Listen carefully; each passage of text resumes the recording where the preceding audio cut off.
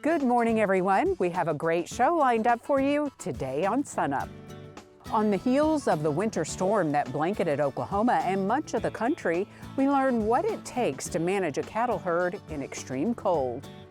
Continuing on the winter and cattle theme, we'll discuss winter plans for successful spring calving. And our state climatologist, Gary McManus, is running all the Mesonet numbers from the winter storm. Grab that hot cup of coffee because SUNUP starts right now.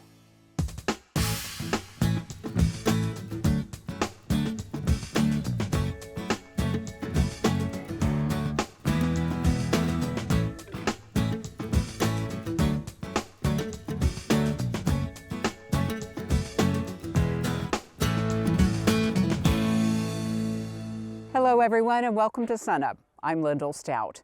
The recent winter storm brought bitter cold temperatures, plenty of snow, even some ice to our state.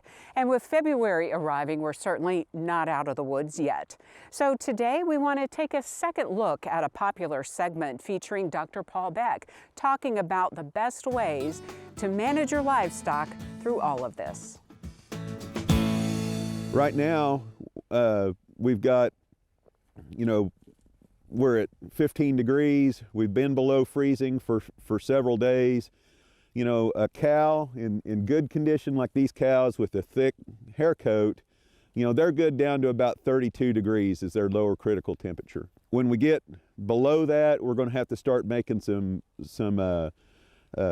make some changes to help them handle that extra cold.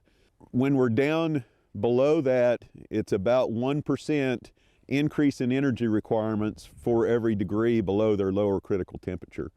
So if we've got a thin cow with a thinner hair coat, their lower critical temperature is going to be up 40.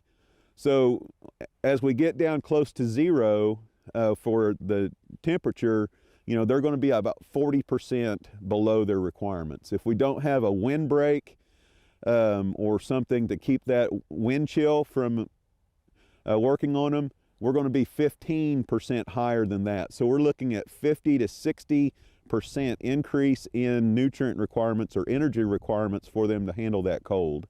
Increase their supplementation, increase the quality of hay. We're going to start losing body condition over this period of time. If we could feed some high quality hay close to where they're going to want to be, like in this protected area, they may actually increase their hay intake by about, 20 to 50%. So it's really important to, get these cattle some cover, windbreaks. If we don't have some trees or geographic features, we can build a quick and easy windbreak just by putting a row of low quality hay and leave it in the round bale there and just let them have it. And we spend a lot of time talking about reducing hay waste.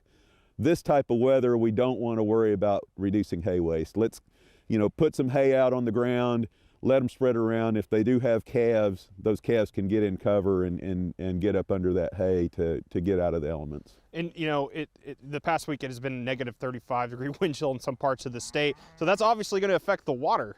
Water's going to freeze over.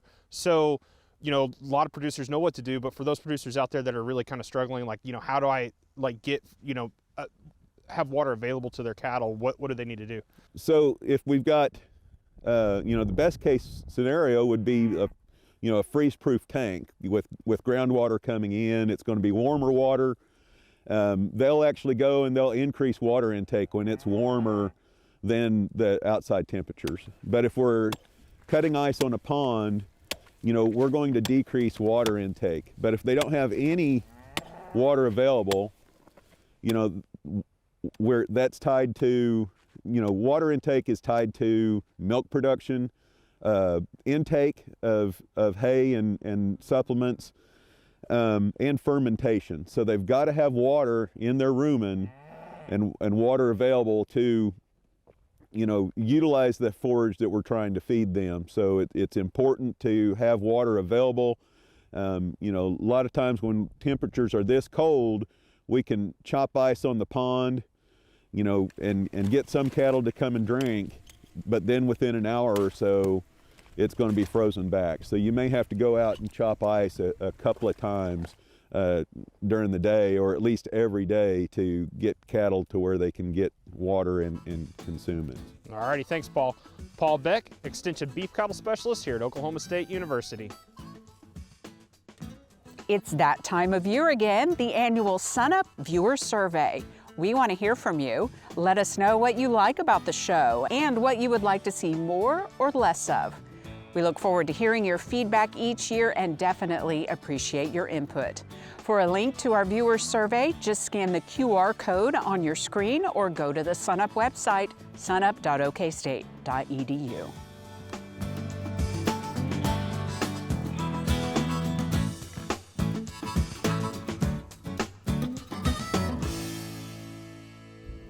Good morning, everyone. This is State Climatologist Gary McManus with your Mesonet Weather Report.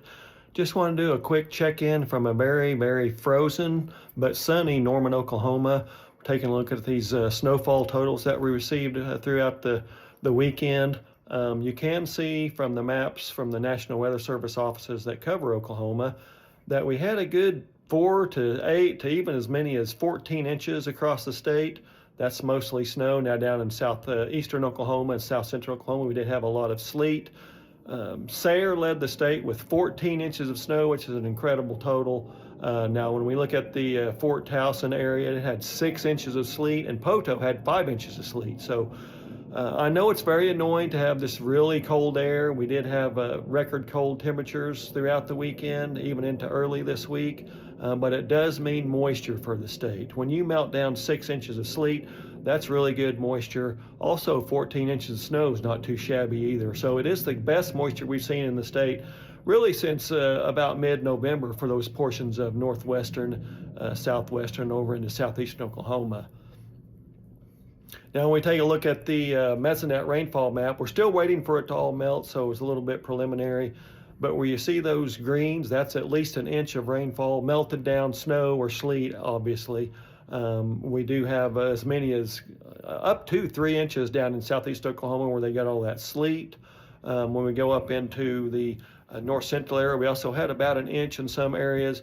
When we get to those blues, it's a lot of ½ inch to 3/4 of an inch liquid equivalent rainfall from that melted snow and sleet and freezing rain. So again, it's just really good moisture, the first really good moisture we've seen in almost 2 months in some cases, and in other cases it lasts even 3 to 4 months. So we do love this moisture.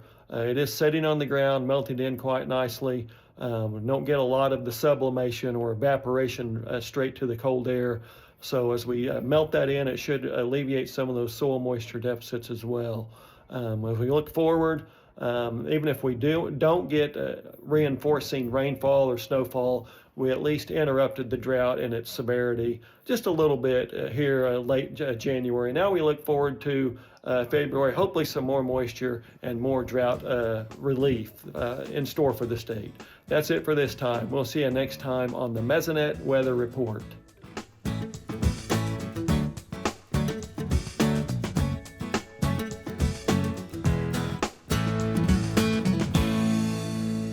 We're joined now by Dr. Derrell Peel, our OSU Extension Livestock Marketing Specialist. And Derrell, still snow on the ground, widespread winter weather across Oklahoma. How have cattle operations been affected? Yeah, you know, for our producers in Oklahoma, these kind of conditions create a number of management headaches for them. We don't get this kind of weather all that often, and it doesn't usually last very long. So, you know, producers have had a lot of additional efforts to put out additional feed for cattle. Probably one of the biggest challenges is making sure they have water, so a lot of chopping ice and so on. A few of our producers are already in calving season, so that was a particular concern given the sub-freezing temperatures we've had for several days. They've had to put a lot of extra effort in to make sure those calves get off to a good start. Lots of things to think about and do. Farmers and ranchers certainly really busy with their livestock. Talk about any market effects that you have seen during this time. Well, there are several things we might see going forward. It'll take a little time to know exactly where we're at. As far as those newborn baby calves, depending on whether there were losses of those, this storm was covered such a wide part of the country that there's a chance that we lost enough calves. That would impact obviously the size of the calf crop later in the year, or the number of calves that we wean. So that could be a potential impact. I doubt if it's that big, but it's possible. The more immediate impact that we will see sooner will be in feedlot cattle. This kind of cold weather, cattle will, their performance will drop. It'll take them longer to finish. And we'll probably see some decrease in carcass weights relative to what we would have been. So there'll be a little bit of impact on beef production going forward. How could consumers be impacted as a result of the storm? Well, again, all of the travel delays we had may actually impact demand from a negative standpoint. People weren't out and about as much, lots less travel. So that would be a short-term negative impact. Longer term, again, if we interrupt beef production or the flow of beef through supply chains, we could see some disruptions that consumers will notice in the coming weeks. Switching gears, and last but not least, the cattle on feed report. What do the latest numbers show? The January cattle on feed report showed a January 1 feedlot inventory that was down 3.2% from a year ago. So we're starting to see that feedlot inventory decline a little more rapidly than we have for many months. Placements in December were down 5.4%. Marketings in December were actually about 1.8% above a year earlier, so a little bit bigger there. I think some of that was carryover from the fact that markets were so disrupted last fall. Marketings were way down in November, and some of those carried over into December for a slight increase. So the other thing that was in this report was a quarterly breakdown of steers and heifers on feed. So we've been monitoring that. Heifers on feed in particular, that percentage actually went back up again. It's been above average now for several years, and we have not seen that fall yet. So, that by itself would suggest that we're not seeing a lot of indications of heifer retention at this point in time. All right, Derrell, thanks for the information. We'll see you again soon.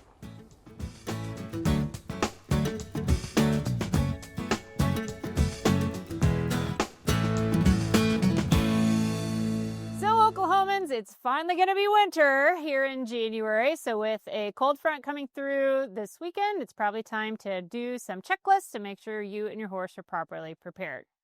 For those of you that are lucky enough to have indoor facilities, there probably isn't a whole lot you need to do other than making sure that water lines keep running, dripping faucets, etc. Otherwise, horses that are housed inside should be pretty comfortable outside of the wind, rain/snow.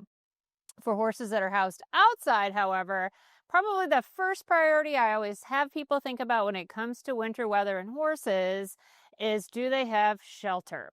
So horses' thermal neutral zone, or the temperature at which they're pretty comfortable, is pretty low for horses that are acclimated to the weather.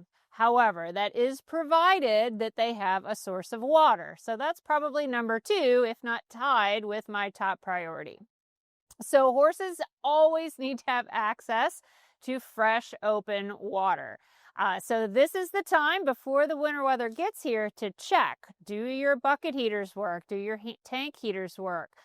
Do you need to add a tank or a bucket heater? If so, need to check that your wiring is adequate. Make sure that the cords that you're using have the sufficient capacity to carry that voltage. So super, super important that horses always have open water. So we do want to make sure that the horse is consuming about 10 to 12 gallons of water. One of the big health risks that we see in winter is impaction colics. And typically that's, again, because horses don't have the ability to have that open water if it's frozen. Also remember, horses prefer lukewarm water, so icy cold water can actually start to limit the amount a horse drinks. Otherwise, a lot of Oklahomans do like to blanket their horses for winter, and so this may be a time that they're pulling out blankets and putting them on. As always, blanket fit is going to be really key. So one way that you could tell if the blanket fits adequately for the horse should be allowed or able to move freely. So too tight of a blanket may actually restrict the amount of motion through the horse's shoulder. And the hindquarter of the blanket should actually literally cover the hindquarters of the horse. Too large of a blanket, again, you may see that it slips side to side, or the leg fasteners are too long, and again, can kind of pose a risk if the horses can get a leg through there.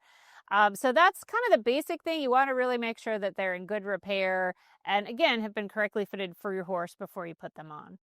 Also, if we're talking about mixed weather, right? So that difference between rain and snow, that blanket that goes on that horse has to be weatherproof or water resistant.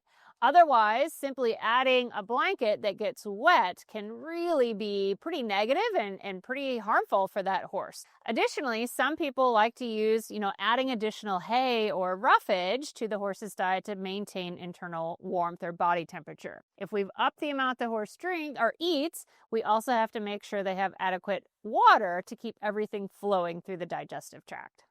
So another consideration in winter is actually really evaluating your horse's body condition score. Again, long hair can sometimes mask whether the horse has gained weight or lost weight. So I really encourage owners to routinely throughout the winter get their hands on the horse and not just leave it to a visual inspection.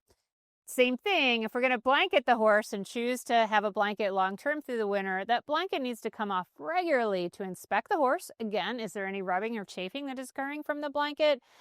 Or if the horse has actually lost or gained weight with the blanket on. So it's not enough to just blanket them and forget it. We still have to regularly inspect that horse's condition throughout the winter.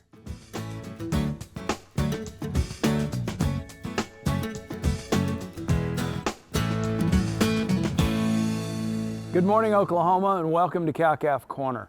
This week, we address hypothermia in baby calves. And in weather like this, hypothermia can be a great cause of death loss in newborn calves. And so we kind of work through the nuts and bolts of it and think about what's normal, when we might need to assist, and if we have a calf that needs to be warmed up, how do we actually go about getting that done effectively for the long-term benefit of the calf. On the good news side, in spite of all the weather, if we have got cows that are in good shape, think body condition score 5.5 to 6, those cows have been in a good plane of nutrition during the last trimester of pregnancy, the calves born should be equipped with a layer of brown adipose tissue that serves as a rapidly mobilized energy source, which they're going to burn, use for energy, and it's going to help them to bounce up and nurse quickly. And actually nursing as soon as possible after birth is one of the key things to a baby calf getting off to a good start in good weather or bad, but it particularly lowers their risk of suffering from cold stress or hypothermia.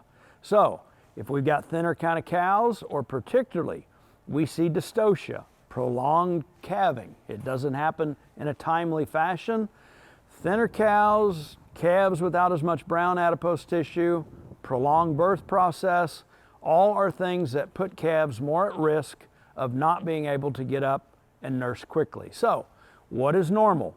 Well, when the calf is born, we could use a rectal thermometer to check temperature. If we're concerned, normal should be somewhere between 101.5 and 102.5.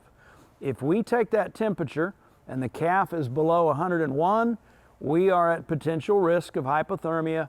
We may need to take some measures, at the very least continue to monitor that calf. We start to see temperatures below 100, we probably need to intervene.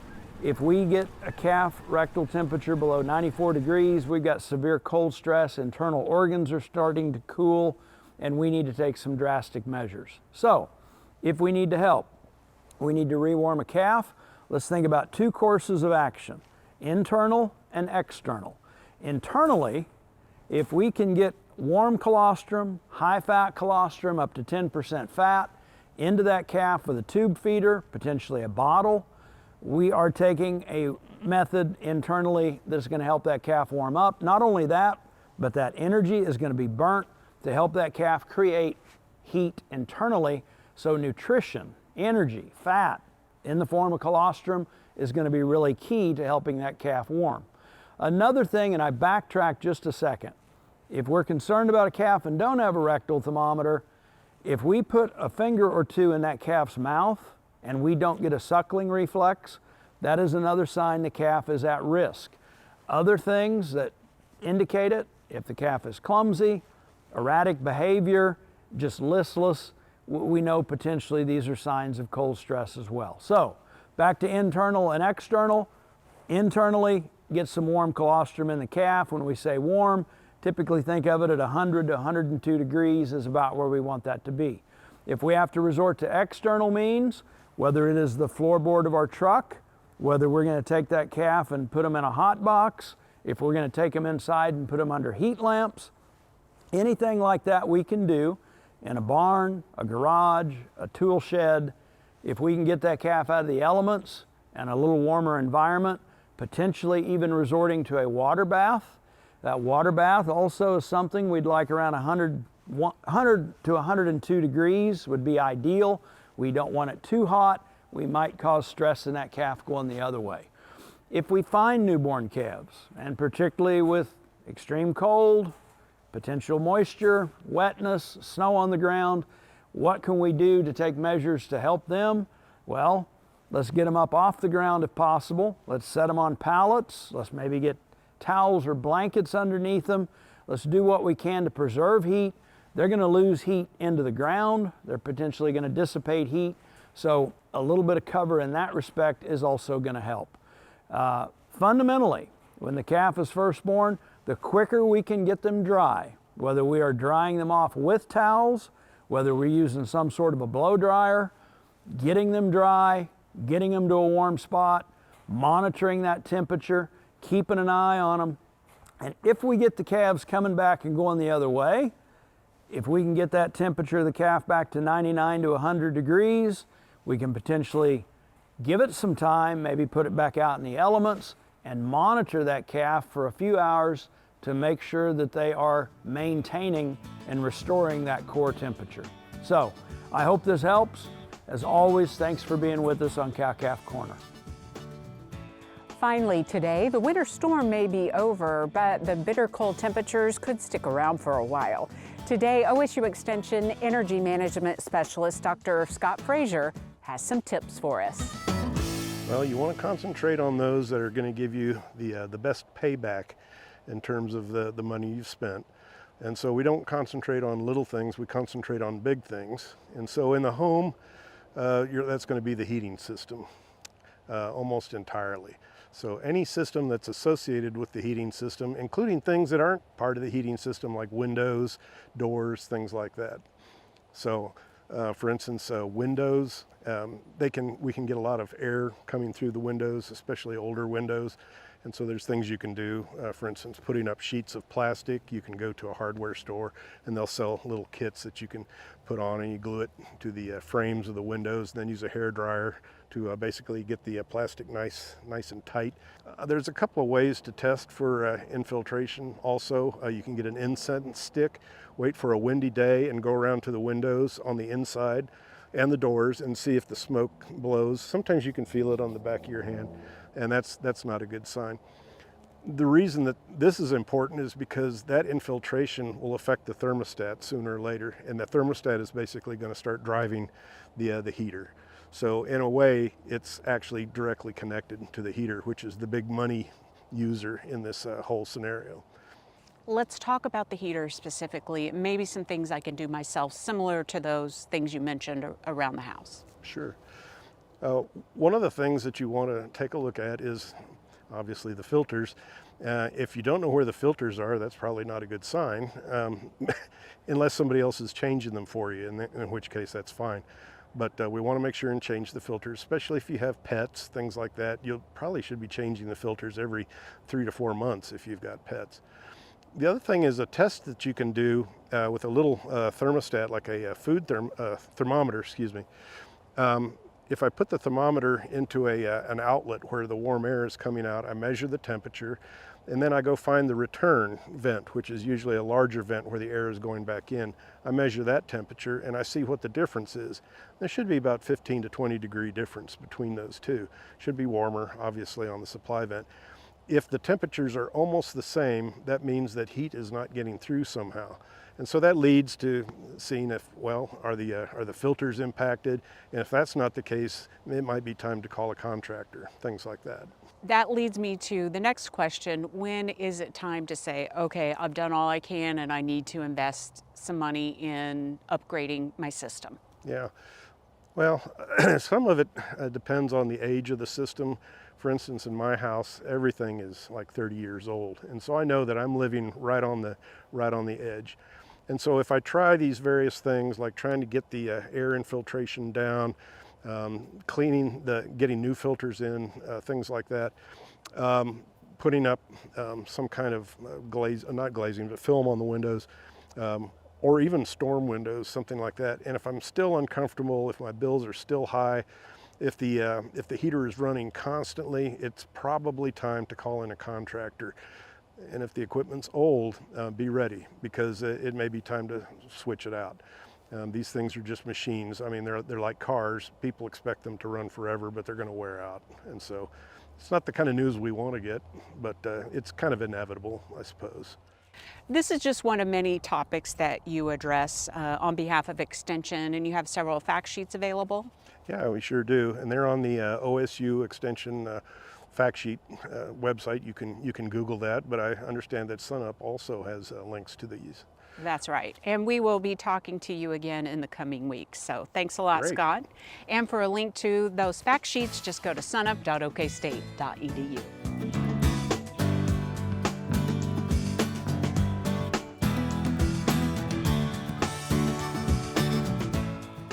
That'll do it for our show this week. A reminder that you can see SUNUP anytime on our website, follow us on social media, and stream us anytime at youtube.com/SUNUPTV.